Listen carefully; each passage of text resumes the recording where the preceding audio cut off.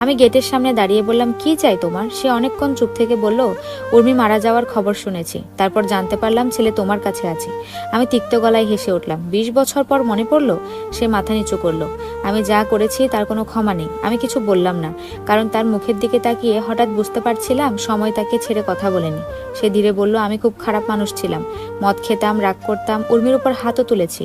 আমার হাত কেঁপে উঠলো। উর্মির কালশিটে দাগ, চিঠির লাইনগুলো সব আবার মাথায় বাজতে লাগলো। সায়ান বলল, মারা যাওয়ার আগে উর্মি বলেছিল যদি কোনোদিন সাহস পাই তাহলে তোমার কাছে ক্ষমা চাইতে। আমি দাঁতে দাঁত চেপে বললাম, এখন এসব বলে কি হবে? সে উত্তর দিল, শুধু পকেট থেকে একটা পুরনো খাম বের করলো। এটা তোমার জন্য রেখে গেছে। আমি খামটা হাতে নিলাম। ঠিক তখন আরিফ সামনে এসে দাঁড়ালো। অনেকক্ষণ চুপ থেকে জিজ্ঞেস করলো, আপনি আমার বাবা? সায়ানের চোখ ভরে গেল। হ্যাঁ।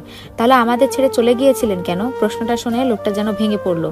সে কাপা গলায় বলল, কারণ আমি কাপুরুষ ছিলাম। আরিফ আর কিছু বলল না, শুধু ধীরে ঘুরে ভেতরে চলে গেল। সেদিন রাতে আমি উর্মির শেষ খামটা খুললাম। ভেতরে ছোট্ট একটা চিঠি। আপা, যদি এই চিঠি তোমার হাতে পৌঁছে তাহলে বুঝবে আমি আর নেই। আমি জানি তোমার জীবন আমি ভেঙে দিয়েছিলাম, কিন্তু বিশ্বাস করো, কোনোদিন তোমাকে হারাতে চাইনি।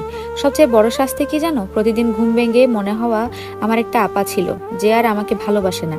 আরিফকে নিজের মতো করে ভালোবাসো। ও খুব সহজে কষ্ট পায়, কিন্তু মুখে কিছু বলে না। আরেকটা কথা, যদি কোনোদিন পারো নিজেকেও ক্ষমা করো। চিঠিটা ভিজে যাচ্ছিল আমার চোখের পানিতে। আমি বুঝলাম 20 বছর ধরে আমি শুধু উর্মির উপর রাগ করে বাঁচিনি, নিজেকেও শাস্তি দিয়েছি।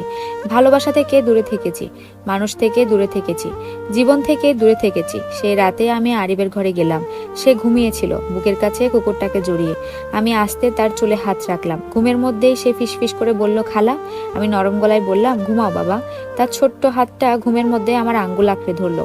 আর ঠিক সেই মুহূর্তে আমি বুঝলাম উর্মি আমার কাছ থেকে সবকিছু নিয়ে যায়নি। সে অজান্তে আমাকে একটা দ্বিতীয় সুযোগ দিয়ে গেছে। একটা বাড়ি, একটা সম্পর্ক, একটা অসম্পূর্ণ হৃদয় আবার জোড়া লাগানোর সুযোগ। বাইরে তখন বৃষ্টি পড়ছিল, আর বহু বছর পর আমার আর একা লাগছিল না। সমাপ্ত। গল্পটা কেমন লেগেছে অবশ্যই কমেন্ট করে জানাবেন।